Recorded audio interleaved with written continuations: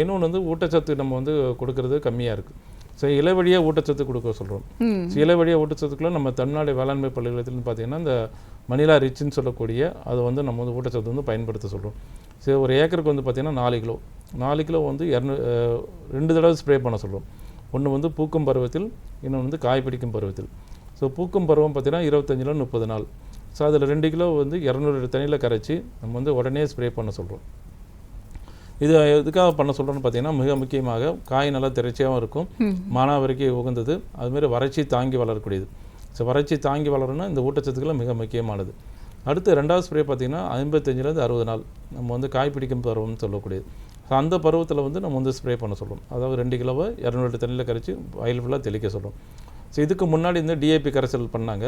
DAP முதல் நாள் ஊற வச்சு அதை வடிகட்டி நீங்கள் அடுத்த நாள் நம்ம ஸ்ப்ரே பண்ணக்குள்ள அது ரொம்ப டிடிஎஸாக இருக்குன்னு சொல்லிட்டு தான் நம்ம வந்து இப்போ ரெடிமேடாக நம்ம வந்து கொடுத்துட்ருக்கோம். ஸோ அப்படியே வாங்கி நம்ம வந்து தெளிக்கலாம். இது அனுகூலம் பார்த்திங்கன்னா நல்லா வறட்சி தாங்கும், அதிக காய் நல்லா திரைச்சியாகவும் இருக்கும், நமக்கு காய் நல்லா திரைச்சியாகவும் இருக்கும். இது எங்கே கிடைக்கும்னு பார்த்தீங்கன்னா எல்லா வேளாண்மை அறிவியல் நிலையத்திலையும் கிடைக்கக்கூடிய தன்மை அதிகமாக இருக்குது. மண்டல அரசிலும் மற்றும் வேளாண்மை அறிவியல் நிலையம் கே விருதாச்சலத்தில் பார்த்திங்கன்னா எந்நேரமும் கிடைக்கக்கூடிய தன்மை அதிகமாக இருக்குது. ஏன்னா இங்கே 2 பருவத்திலையும் பயிர் செய்கிறாங்க. அதுக்காக நாங்கள் வாங்கி தமிழ்நாடு வேளாண்மை வாங்கி விவசாயிகளுக்கு கொடுத்துட்ருக்கோம். அதுமாதிரி விவசாயிகளும் நிறைய வந்து ஃபீட்பேக் கொடுக்குறாங்க. இந்த மணிலா ரிச் வாங்கி தெளிக்கிறதுனால நல்ல எஃபெக்ட் இருக்குது, நல்ல மகசூல் கிடைக்குதுன்னு சொல்லக்கூடிய தன்மையும் அதிகமாக இருக்குது. Okay okay.